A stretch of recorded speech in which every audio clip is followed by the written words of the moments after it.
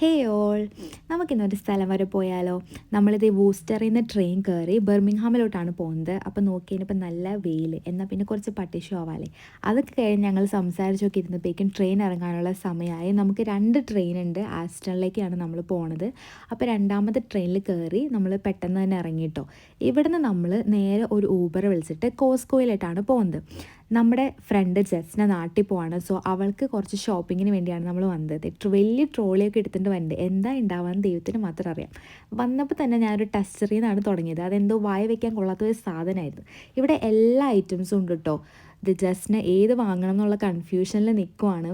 നമ്മൾ എന്തോരം പ്ലാൻ ചെയ്ത് വന്നാലും ഇവിടെ വരുമ്പോൾ നമ്മുടെ പ്ലാനിങ് കംപ്ലീറ്റ് തെറ്റും.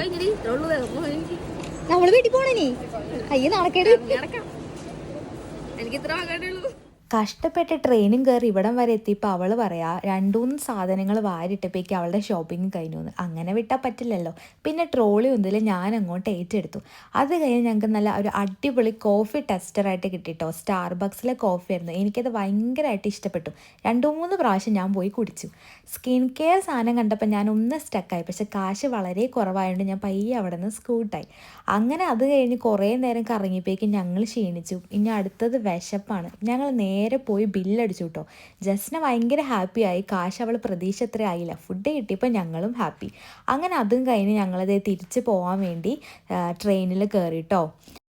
ഞങ്ങൾക്ക് 3 പേർക്ക് ഒന്നിച്ചിരിക്കാൻ പറ്റാത്തതുകൊണ്ട് ഞങ്ങൾ 3 പേര് നിന്നാ പോയെ. എന്താ സ്നേഹം. അപ്പോൾ ഓക്കെ ഗായ്സ്, ബൈ.